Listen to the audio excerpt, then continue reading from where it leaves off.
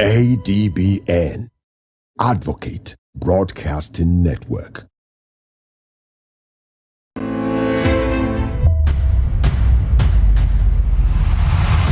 ADBN, Advocate Broadcasting Network.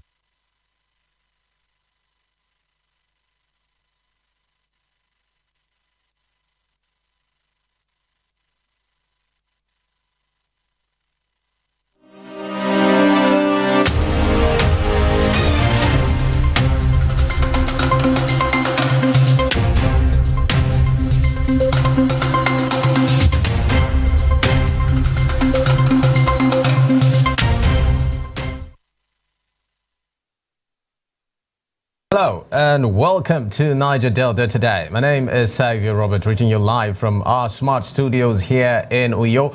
It's a rainy day, but then that didn't stop us from bringing you this edition of Niger Delta Today program. Well, I'm not alone in the studio as usual. I have with me my co-host, Jenny. Welcome. Welcome to Xavier. Good afternoon to you. Because it's always a wonderful time on the show. And of course, there are a number of issues we get to address today. But first, I am Jennifer Pius. And many thanks for joining us today. We will today answer some pertinent questions surrounding illegal mining in the Niger Delta region, with efforts made by government to clamp down on the surge.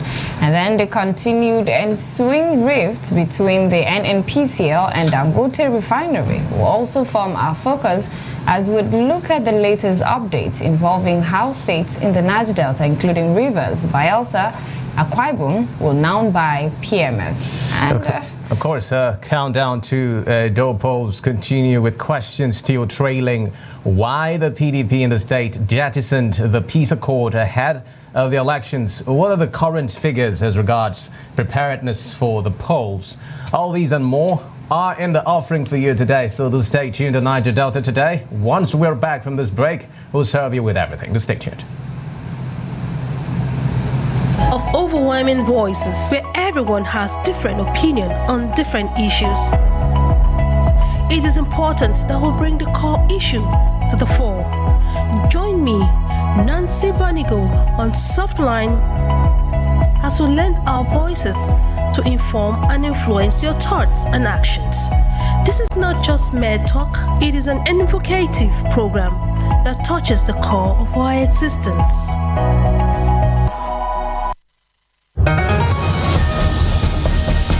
Step into the heartbeat of the world, where news meets real talk. From breakthroughs in diplomacy to humanitarian challenges and scientific milestones, Global Digest takes you beyond the headlines and straight to the heart of the matter. I am Amma Marcus. Be a part of the world's unfolding stories at 3 p.m. on ADBN, channel 258 on DSTV, and Star Times, channel 140. Global Digest, your window to the world's current affairs, only on Advocate Broadcasting Network.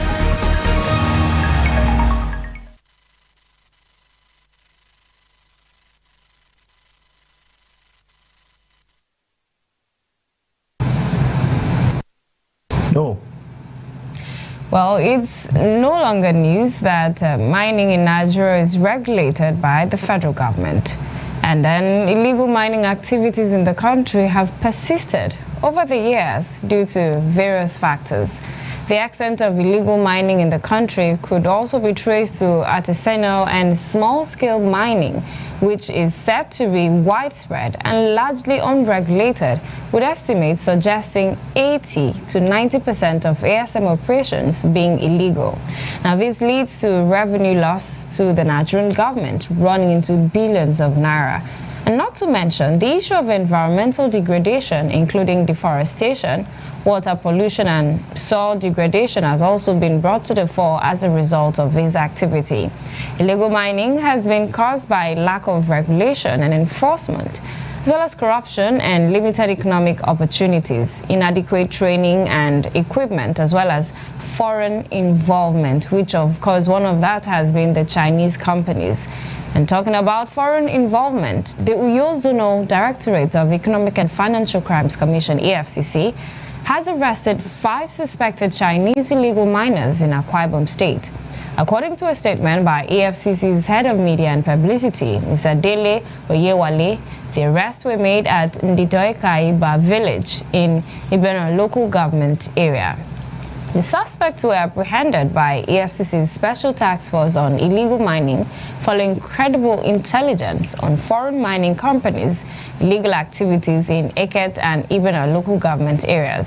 Now, the arrested suspects are Zion Qingping, Li Ji, Zibeng, Jing Mongzhao, Jing Jing. They were also caught at illegal mining sites suspected to be extracting ilmenite, a titanium iron oxide mineral. The suspects will be charged to court once investigations are concluded. Well, the issue of illegal mining activities has been up for some time now. In August, about 4 suspects were arrested in Akwa Ibom, and in January, about 11 were also arrested in the state. Well, we'll take a break, and when we return, we'll try to establish contact with political analysts to further discuss and expand this conversation just right after this break. Do stay with us. It is Groovy Mono, aka the Steez Prince. Yo, what's up? It's Big Shags. I'm in London. Hey guys, I'm Princess Jekoko. My name is Mutale Mwanza, the Queen of Zambian Media. My name is Grand Prince Aita. Hi guys, my name is Baj Adibule. I'm an actor and a filmer.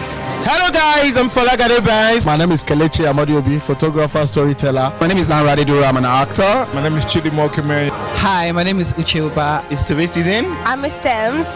Hi ladies and gentlemen, boys and girls, mamas and papas, I am Jimmy. You can call me the entertainer. My name is Esio Dometa. I am an actor and a film producer. My name is Sobi Kuvana. Hi. My name is Julius the Genius. I would give a shout out to ADBN. Big shout out to ADBN TV. You're watching ADBN. And you are watching. Keep watching ADBN TV. And this is ADBN TV. And this is a shout out to ADBN TV. Keep watching, don't switch the dial. Shout out to ADBN. Keep watching, love. And you are watching ADBN TV. Shout out to ADBN TV. I've got one thing for you. Make sure you keep watching ADBN TV. And shout out to ADBN TV. Shout out to ADBN TV. Don't touch that dial. And you're watching ADBN TV. Keep watching ADBN TV. And I'm shouting out to ADBN TV. They're watching ADBN TV. Keep watching ADBN TV. This is where to be. And you're watching ADBN. And shout out to ADBN TV. And shout out to ADBN TV. Keep watching. And you're watching ADBN TV. Keep watching ADBN TV. Right now you are checking out ADBN TV. One time. ADBN. Keep watching. I love you and kisses. Keep watching ADBN. And a special shout out to ADBN. Keep doing what you're doing, guys. Please don't touch that dial. Stay groovy. Hey, Bobby. It's a shout out to ADBN. ADBN. Advocate. Welcome back, and still on the discourse of illegal mining activities. Now, we had reeled out some of the arrests that has been made in just this year. We can't count the number of cases that have been raised, especially with regards to illegal mining activities, not just in Akwa Ibom, it cuts across some states in the Niger Delta region. And of course, we look at how this has impacted the economy of the state, how this has impacted the environment, and how this has impacted the lives of the people. We see that these activities, because it's not regulated, there is no form of control, there is no form of regulation around it. These people indiscriminately get into these areas, mine whatever they want to, and leave the environment just as they are. Talking about regulation, Jenny, there's actually some form of regulation, but then you might say that it is not as active as it's supposed to be. I recall that earlier this year, the Ministry for Mineral Resources, Mining Resources had instituted the mining marshals. They're supposed to work alongside the NSCDC in ensuring that sharp practices within the mining sector are checked to a large extent, and possible arrests are made, and people that are involved in these illegal acts are made to face the full wrath of the law. Actually, mining is actually a legal venture if you do it legally. Yes. But then the experience has been that a lot of people have been involved in this act illegally, and the federal government is losing a lot of resources as a result of this. Therefore, it behoves on the government, not just the government alone. I mean, it calls for concerted efforts from communities within these regions where we have these rich deposits of mineral resources, to ensure that persons who are involved in acts of this nature are made to face the penalties. I mean, we can't begin to reel out the number of people who have been involved in acts of this nature. And then we'll talk about the extent to which this has affected the communities in terms of the degradation of the environment and all what's not. We talk about floodings in different parts of the country. This all boils down to these illegal activities that are perpetrated by these illegal miners in the different states. Especially, we're talking about the Niger Delta now. And we'll also talk about the efforts that have been made so far by these mining marshals. I understand that at last count there were about 2,000 or thereabout of these mining marshals, and we're talking about the extent to which these the manpower can cover ground. Well, now you've spoken of manpower. Now, in some of these cases, now we've seen where the community members are being brought in to carry out some form of labor, menial jobs around those mining sites, and are maltreated, because we've had stories of some of those people being maltreated. So I wonder how we get to see these activities in our communities, and we still remain quiet over these things, because it is a collective effort to put an end to illegal activities. It has to be a collective effort. The community, the NSCDC, the mining marshals, in fact, all security agencies. Whatever is illegal is illegal. Absolutely. I couldn't agree less. But then, talking about the community involvement, well, a lot of allegations also trail to what extent communities are complacent in encouraging these illegal. When people come to your community with promises of better living standards, they tell you that they are going to give you this amount of money to, be given access to your resources, which you don't even know to what extent this is going to be of use to them. Because, I mean, when they get these stuff, they know exactly what they are. You can't even measure it compared to what they are going to offer you, the peanuts they're going to offer you. Isn't it proper that such community leaders reach out, get to see their licenses? And because you have to understand how legal it is. It's your community. Jenny, you're talking about licenses. Who would bother about licenses in such situations when they've given you ready-made gratification of what you're going to gain? Nobody talks about licensing at that particular time. But that is actually the problem we're trying to tackle. We are actually going to be joined by Dr. Anthony Usoro, who is, of course, a social commentator and political analyst, to expand this conversation as to what extent the issue of illegal mining has eaten into the fabric of the society. But once we're able to establish that connection, we'll be bringing on Dr. Anthony Usoro. But then, Jenny, there's another very crucial issue that has to do with illegal mining in the Niger Delta. Not just in the Niger Delta, but across the different states of the Federation.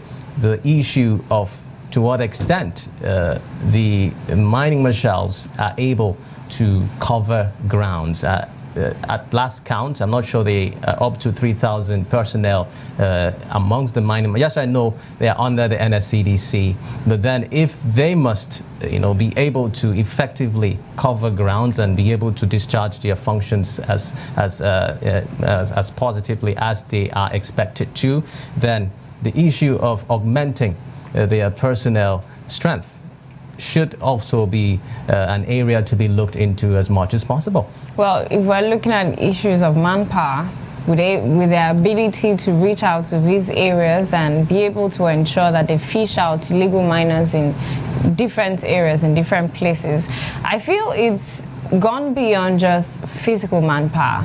We should be talking about technological advancement. We should be talking about innovations. We should be talking about AI. We should be talking about Internet of Things. How do you locate these people? We've gone past the era where you walk street by street, you walk place by place to be able to identify. We've gone past the era. People are talking about using technology to identify, locate, and catch up with these illegal miners. It is not just having manpower. All you need is the few numbers you have. Get them equipment. Build them up in terms of technology and innovation. There are digital tools and items you can use. We even have drones. Drones is easily accessible. To track you can use that to track. Exactly. So we don't need so much of the numbers. What we need is for them to embrace technology, innovation, and use that to track and stress out people. Wow. So much of the numbers you say may not be needed, but then when of course, a lot of emphasis have been laid on the impacts of technology in our world currently in helping us curb some of these issues and checkmating areas that government has serious interest in. But then, when you remove the number of manpower, you also know that it's going to affect the level of employment that we're going to be having. That is the bane of technology. But then, you are actually apt saying that definitely we should tap into technology as much as possible. But then, if we can marry that side by side with the manpower, which is also going to help in doing the arrests. Technology is not going to do the arrest. We're definitely going to need men to be out there to make sure that these persons, eventually when they are discovered, are fished out and made to face the full wrath of the law. Yeah, and I would still will agree with you to some point when we talk of issues of okay, I think we have established contact with a political analyst to further expand this conversation. Good afternoon, sir. Good afternoon, can you hear us? Well, while we try to establish that contact, we were talking about the issue of manpower. I also bring in how we employ, our methods of employment. There has been alleged cases, there has been some claims made that these security personnel connive with the persons involved, allegedly connive with them to perpetrate those acts in communities. So it also brings us to our methods of employment. How do we screen these people? What methods? Is it just a man-no-man issue, or we just want to employ people? How do we screen them? Because issues of security is very pertinent, and you can't just bring in anyone or anyhow person to man these areas. These are people who should have proven track of integrity. Not just anyone. Absolutely, Jenny. But then, you know that we are not new to the issue of lack of proper documentation of citizens who man different areas in our polity, especially when it has to do with issues of this nature. But then, I think we have joining us on the program this afternoon, political analyst and social commentator to help expand some of the issues inherent in the polity. Good afternoon, Doctor. Good afternoon, yes. Good afternoon, Dr. Anthony Osara. You're welcome on Niger Delta today.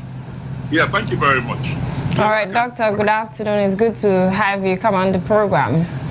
Yeah, thank you very much. Okay, Doctor, we've been deliberating on the recent arrest made of some Chinese personnel who were in the state operating some illegal mining ventures somewhere in Akwa Ibom State. And we were just trying to establish to what extent this scourge has eaten into our society and steps that possibly must be taken in ensuring that a final solution can be arrived at in ensuring that the issues of illegal mining, which has succeeded in affecting the economic gains from that sector are nipped in the bud. What would be your take on these issues?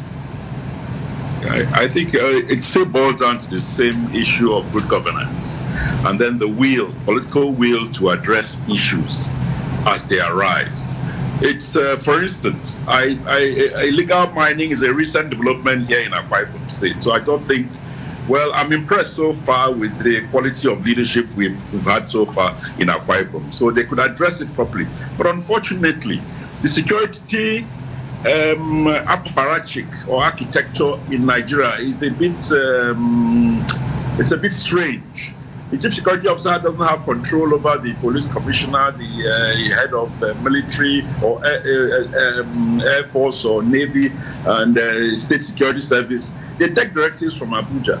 It's paradoxical. So what they need to do is, for instance, let they take a proper initiative to get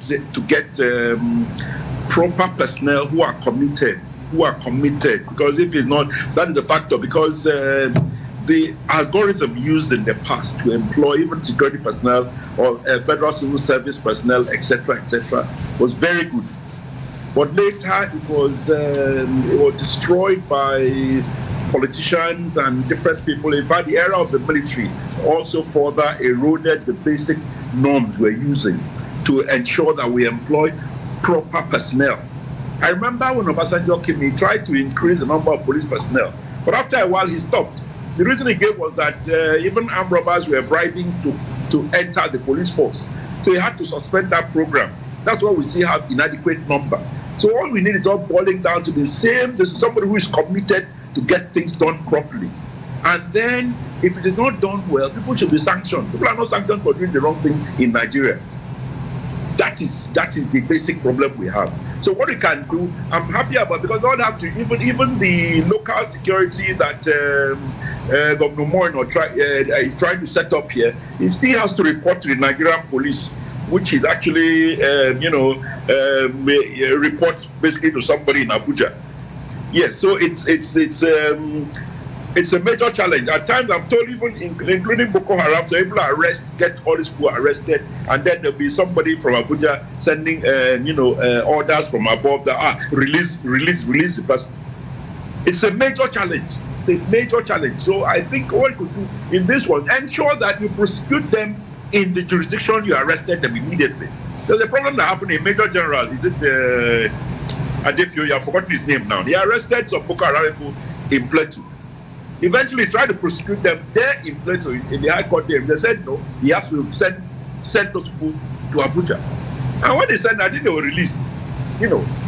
So I think if the Chinese are they arrested, they should prosecute them here properly, and it's a quick dispensation of justice. Not where they drag cases for 10, 20 years, which is not very good. Quick dispensation of justice. People will know that once they go into all these illegal affairs, they have protection from politicians in Abuja. That's the problem. Well, what would you say is the nature of our will when it comes to prosecuting persons that are not from Nigeria, foreigners, that is to say? It might seem as though we don't see a lot of that playing out in the country, or is there something that makes us skeptical about prosecuting foreigners? All are prosecuted, both foreigners and locals are prosecuted, yes, but it's the will to do it, and then the other factor of corruption, poverty. People tend to be easily compromised. Even the security personnel tend to be easily compromised by, I remember Binance guy who ran away. He bribed those people and ran away. So it's the endemic problem we have. Okay, doctor. Basically corruption and it's not the will to prosecute. And then the lawyers themselves have a way of filibustering simple case. A case you can go to court that same day and conclude. They will drag it on for several years. It's very frustrating. Okay, doctor, do you think that this issue involving the Chinese personnel, do you think this in any way is going to affect our Nigerian-Chinese relationship? No. Yeah, no, it's not going to, because I don't think the Chinese government sent them to come and do illegal mining, or if they did that. No. Prosecute, make sure that, in fact, they know if you're a serious country, they know they won't misbehave. They can't go to America and start doing all those things. They'll grab them. Even Europe next door there, they grab them and all that. They know. But when they know you guys are not serious, they know they're trying to bribe everybody and get and they look the other way. Yes, so it has nothing to do with relationship with it. If somebody like a Chinese thief comes here to steal, he came to steal. In their country, in corruption, they don't get them, shoot them with a bullet at the back of the head. I'm told the family even pays for the bullet. So they know they're serious about that. So it's not a question of spoiling any relation. Don't bother about Chinese. No, it has nothing to do with that. All right, the Chinese murder somebody here. You take him to court and jail him. No, those are any relationship. Yes. No, there's another very pertinent issue. I don't feel that there's a lot of awareness that has been created as regards people knowing much about what mining is legally and illegally. To what extent can local communities be given the much needed awareness as regards what can be termed illegal, so that, I know they say ignorance is not an excuse when you break the law, but then there are people who honestly do not know that what they are doing is illegal. What should be done in creating the much needed awareness so that people can, operate accordingly? But the awareness, usually when they do that, they come in and buy land for other purposes, and knowing that obviously they have a geological map, a geological survey of the relevant minerals in a particular geographical space. They know that. Then they'll buy the land for other purposes, and then they start mining, what they basically came in for. You may not know, they can get a proper CFO from the state government and all that. They want to start a factory to do A, B, C, D, E, F. But in actual fact, what they want to do, they want to mine minerals that are there in that particular environment. The local community may not be aware of, apart from those working there, because they have to employ locals. And that's where the awareness comes in. So those ones will be aware. It's not that they are not as ignorant. They'll be aware if they're doing anything, anything suspicious.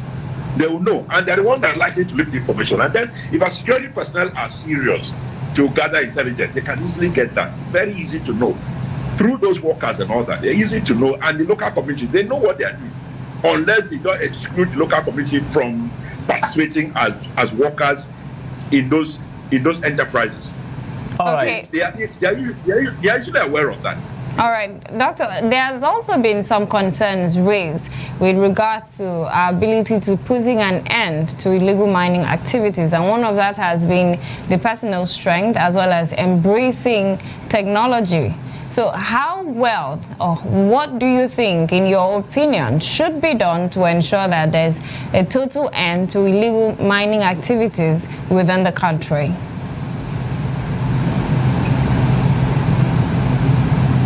It's a will to do it properly. There's enough laws and regulations to control this. Enough, agencies, including the Ministry of Mines and Power and all that. The Ministry of Mines, they can jolly well do that. They have a proper framework to ensure that people who come into mine, even locals can do that. It's not that we rely on foreigners for everything. Locals can mine this. We have appropriate technology, and then our people are skilled enough. They know how to exploit certain things, but it's not that people prefer foreigners mining things for them.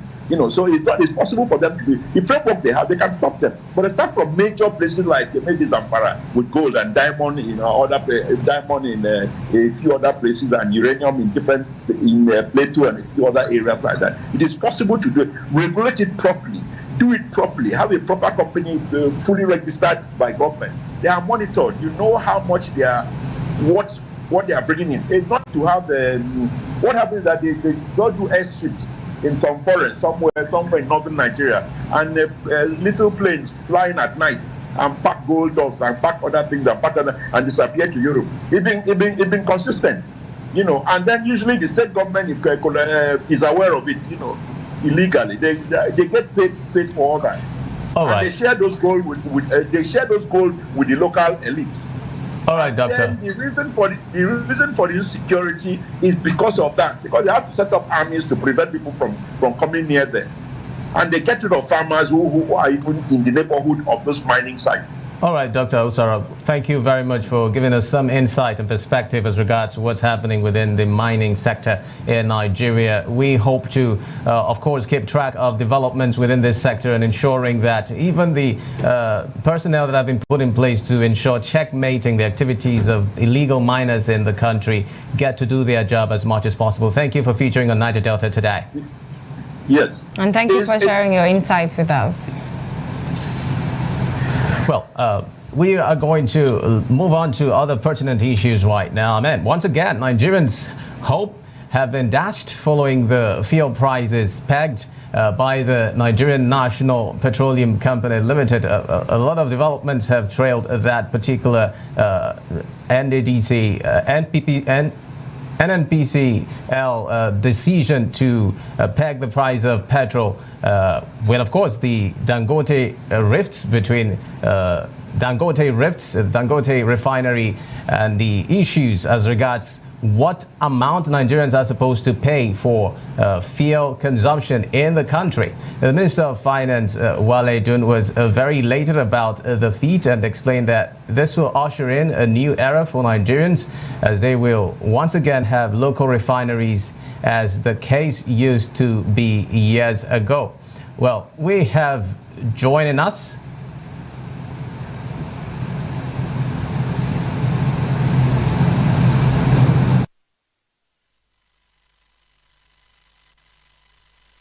the country has been talking about resolving the problem of PMS. And at last, now we are able to produce PMS with a facility within Nigeria instead of importing. And the production capacity is so large that we can meet all the requirements of Nigeria and we'll have a huge surplus to export. Initially, as you rightly said, we had committed 25 million. And by next month, we can step it up to 30 million. And as I said earlier, the production capacity, as far as PMS is concerned, of this refinery, at full production volume is 54 million liters. That is provided I'm processing 650,000 barrels of crude every day. So we are discussing with the NNPC, and based on the crude allocation I'm getting, we'll be able to process and deliver whatever is required. 75% of the production can be evacuated through sea. In fact, now we are ramping up to make it even 100%. Anything going to Calabar, Port Harcourt, Wari, Apapa, Atlasco can all be taken through sea. So only what is imminently required by road can be taken. But I also have facility to load 83% of my production also through road. So we have just built in flexibility, but we can avoid all traffic congestions on the road by evacuating through sea.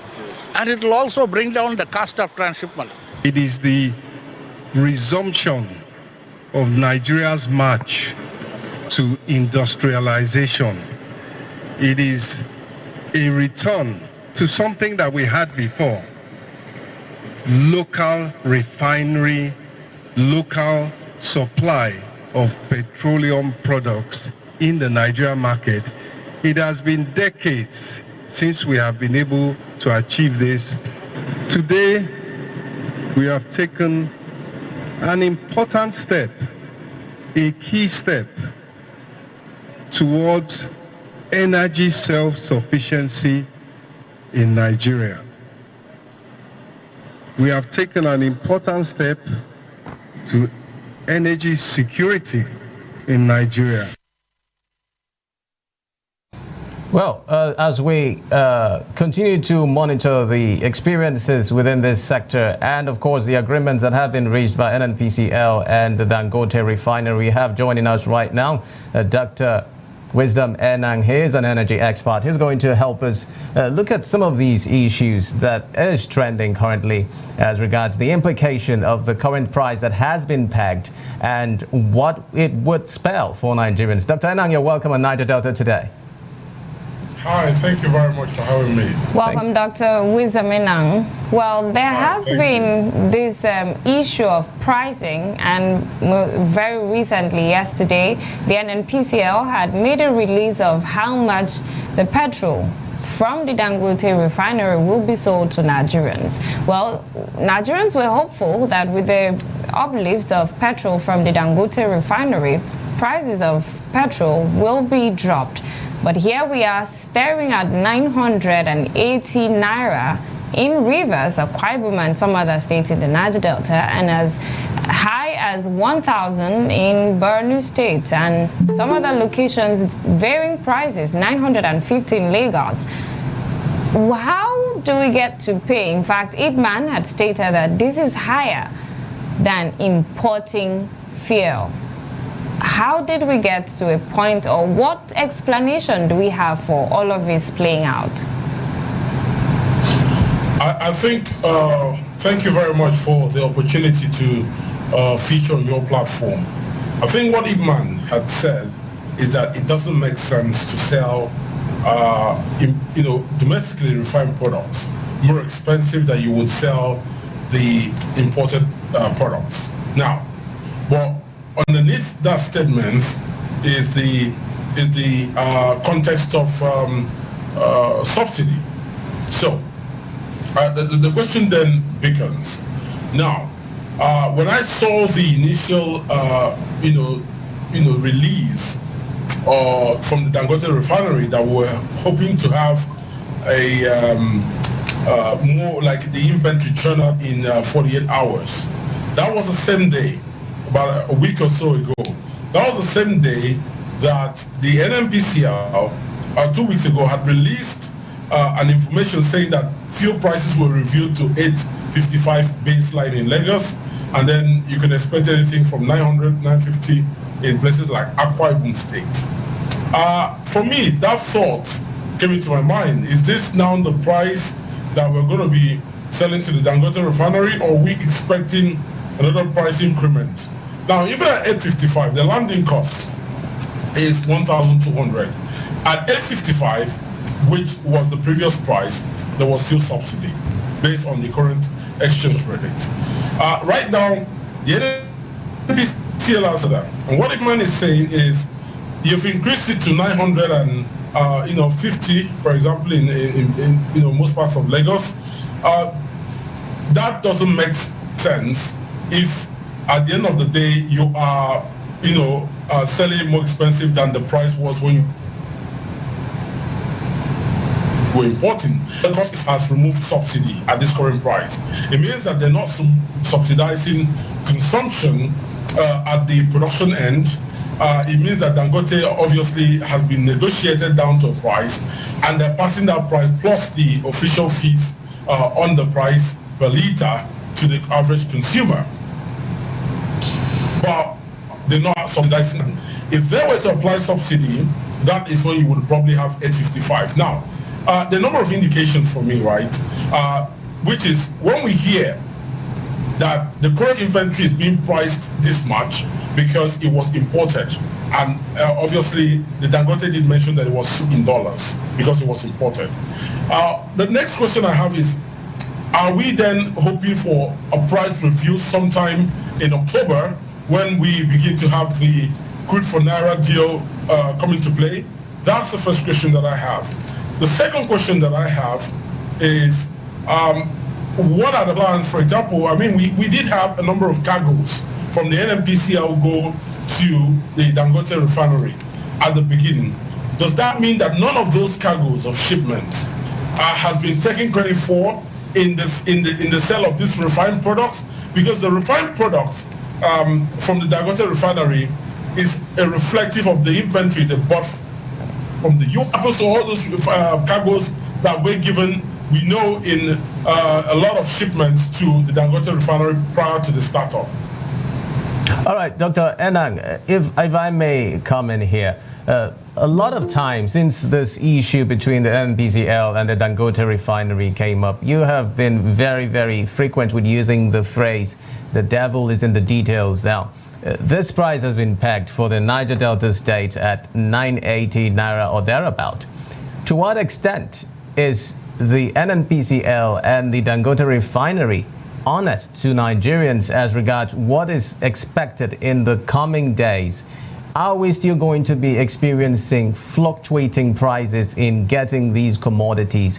Or at what point are we going to experience a stability? What is the criteria that this is hinged on? What are those things that are supposed to be taken care of in ensuring that we experience a certain stability in this industry so that we can begin talking about economic advancements as regards this particular sector?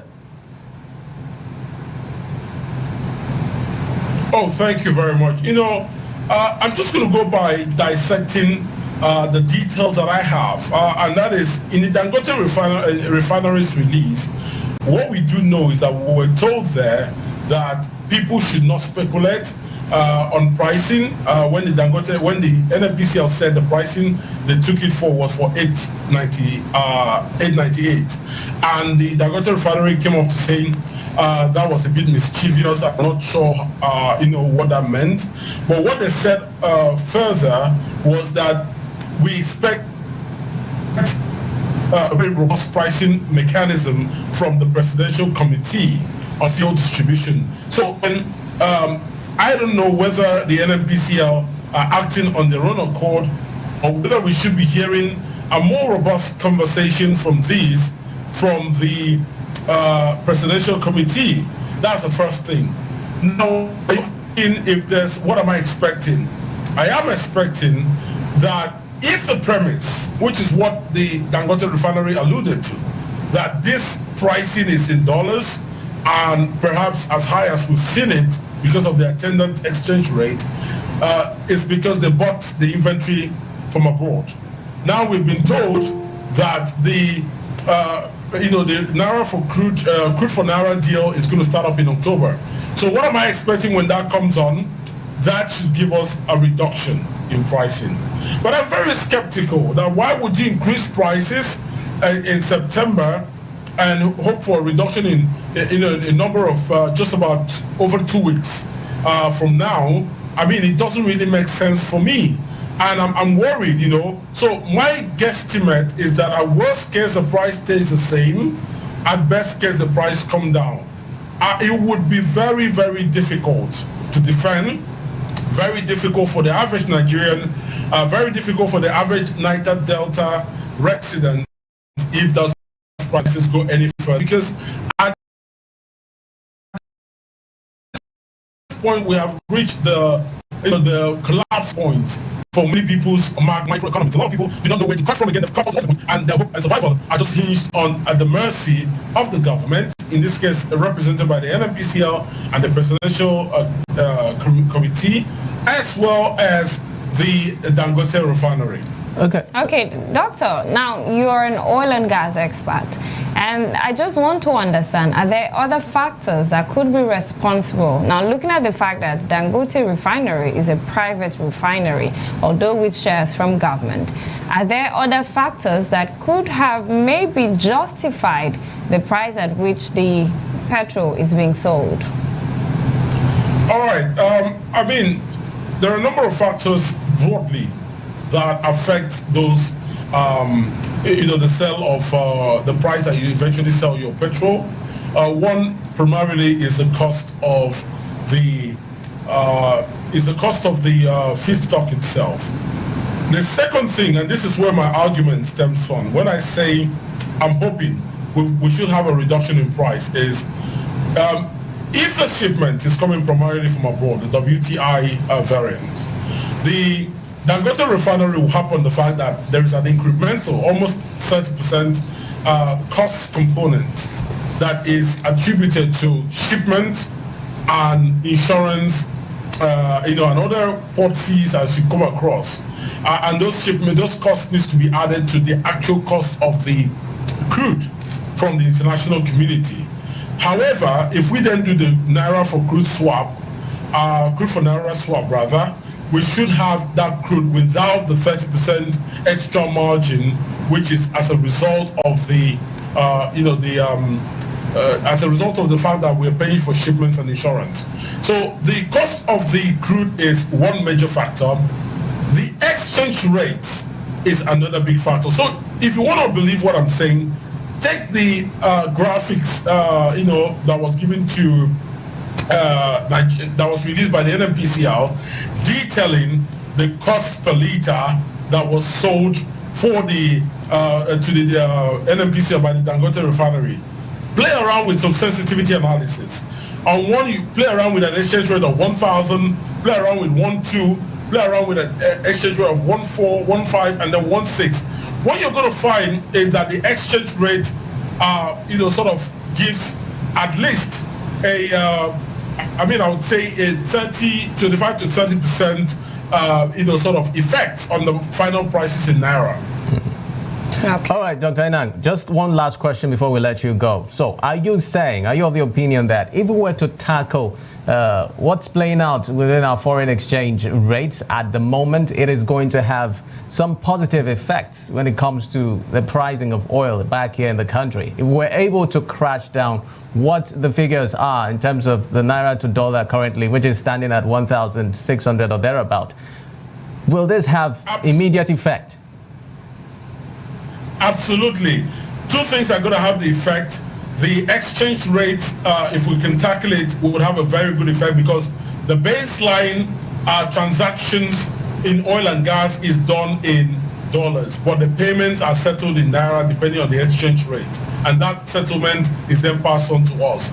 The second thing that we should expect is all of this is premised on the government keeping to their crude for Naira deal. Remember that I told you over 25 to 30% of the cost components comes from the shipment and the insurance that the Dangote refinery has to pay to bring in this product, the crude that it imports. So if we can help us by keeping to that deal, the 385,000 barrels per day deal, it would have a tremendous effect and will get fuel to the region of about 800 or 750 to 800 Naira. Dr. Wisdom Enang, thank you, energy expert. Thank you very much for being a part of Niger Delta today. We appreciate your views.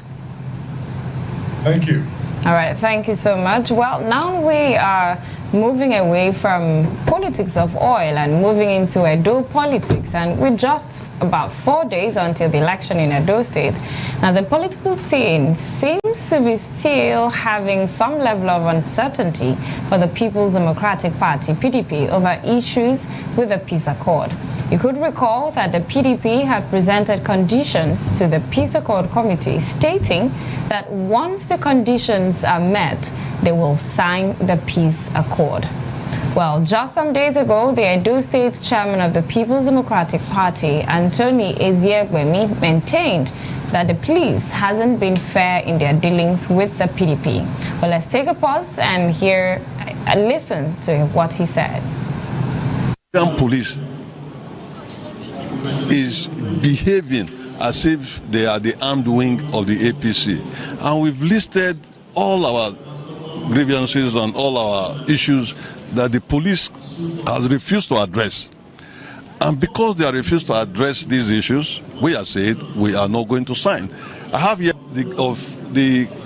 my members that are in police custody for up to 2 weeks, their wives and their kids. In fact, one even has his mother here in this hall. This publication, this is Vanguard. You all know Vanguard. Look at this. We didn't do this. This page shows all those that were at the airport the day the shooting happened. None of these people have been arrested. And you expect us as a political party. The PDP is a process party. We think. We are not like this other party that don't think. We think. And we came to the inevitable conclusion: signing the peace treaty is like signing a death warrant. And we have refused to sign it, and we expect them to do the needful by releasing all our people that have been arrested in their jail for the past 2 weeks. He has already announced that whatever happened at the polling booth, if Aswe Godaro is not declared the winner, that Nigeria or Edo will burn. They have already said that. So, by fire, by force, they must be declared the winner. And so, if they've taken that violent part, they cannot sign to peace because they do not believe in peace. I mean, it's very clear. Now, he was under federal might. He won election in 2016. We ran against each other 2020. He won against federal might. This time he's talking up because he, with his eyes open, when we denied him ticket in APC, he went to PDP. He went there and destroyed the PDP, split it. They now have what I'm sure you know they call legacy PDP. Well, this is like two sides of a coin, where the APC are of the opinion that the PDP perhaps are cooking up some form of, alleging that they are cooking up some form of violence if their candidate doesn't emerge a winner. On the other side, the PDP feels that this is a ploy by the police to bring about an unfair election. Well, with all of these issues on the ground, Edo elections is just 4 days away. And being that this is an election that should bring about a new leadership, there are a number of concerns raised, and the people too are concerned as to how the atmosphere of the election would turn out. And so, of course, on the Niger Delta, we get to bring updates on every activity as it pans out with regards to the Edo election. And we're trying to establish connection with the Deputy Director General, New Media of the People's Democratic Party governorship campaign, Honorable Ferris Opere, to bring us more insights as to what is actually aspiring, what is actually taking place in Edo State, especially with the peace accord issue on the front burner. Honorable Ferris Opere, you're welcome on Niger Delta today. Well, just before we establish that contact, talking about Edo elections and what is playing out in that space, I mean, what we've seen in the past days has been rifts between the PDP and the APC, back and forths, accusations, allegations and counter-allegations. But then it all boils down to the will of the people at the end of the day. We want to say that the Edo elections turns out to be as free and fair as possible. But then the PDP is of the opinion that its compatriots that were arrested must be released before they can talk about the peace accord. But to what extent is this going to affect the elections coming up on Saturday is what is on the lips of everybody. And are we going to have a serene atmosphere? And to what extent will the bottlenecks that are already visible in the polity going to be addressed, and the measures of security put in place to ensure that we have a smooth outing? Is a lot of questions that are at the front burner right now. Well, also of concern majorly has also been the issue between the parties. These are things we usually see pan out even after the election. Rather than face development of the people, we always get to talk about issues of the heated up polity, or issues of court cases, and what didn't happen or what didn't take place. And we already seeing this pan out even before the elections. The People's Democratic Party not really in agreement with all that is transpiring, all that's happening. But it also points us to the peace accord. How really impactful has the peace accord been? Because we see people sign peace accord on a ritual basis, and yet we still have cases of violence, snatched ballot boxes and whatnot during elections. So how impactful has that been? And on the other side, not agreeing to sign the peace accord also means it also alleges a number of things, raises some concerns, like the APC has stated, that it means you already have plans that if this doesn't turn out in your favor, perhaps, of course, like you said earlier, alleging that this is not peaceful as you seem to be, and so it might escalate. There are fears on both sides. It is already clear that the Edo polls is going to serve as a litmus test to the subsequent elections that we're going to have. I mean, there's always one complaint or the other when it comes to moments like this, when we're about to decide who takes on the helm of affairs. We had already already suggested that this is going to be an issue, PDP pulling out of the peace accord signing. You are going to hear comments like, if anything were to go wrong during the polls. A lot of quarters would be of the opinion that it is the PDP that did it. I mean, exactly. They never subscribed to peace. So what is playing out in Edo, even if it's not the PDP's fault, would be blamed on the PDP. I was really hopeful that we're going to establish some connection with Opere to sort of get some perspective as regards the polls of the PDP currently in Edo State and its efforts at ensuring that it adheres to stipulated guidelines by the INEC and other prescriptions as regards ensuring that there's peaceful disposition ahead of the elections, ensuring also that the voters are well catered for and the outing is as smooth as possible. But that would continue to keep our fingers crossed, beaming light on the Edo elections, ensuring that we bring you all the updates that are necessary in ensuring that we keep track of the information in Edo State, bringing you top-notch delivery of the elections as it will unfold. But then the cardinal message is that all quarters, all heavyweights responsible for the prosecution of this election must maintain as decorum as much as possible so that we do not get to experience situations that may unleash anarchy, especially on the voters who would be ready to exercise their franchise on that very day for the election. Jenny, yeah, I feel this is a terrific point to dock for today. The Niger Delta Show. Thank you very much for being a part of Niger Delta today. You can follow all our activities on adbntv.com. There you are going to find all our social media handles, of course, where you can track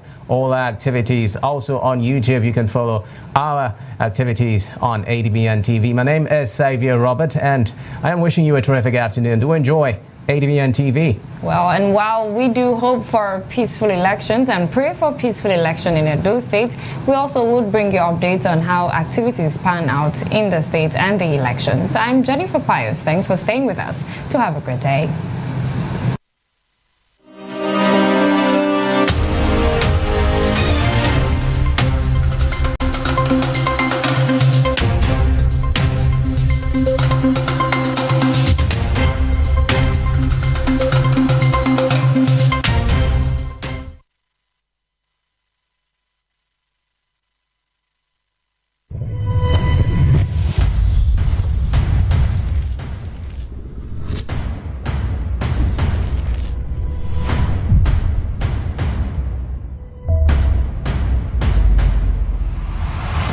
ADBN, Advocate Broadcasting Network. Welcome to the world where innovation meets opportunity, where ideas become empires. This is Market TV. I am Idorian Flennon, and every week I'll be taking you inside the dynamic world of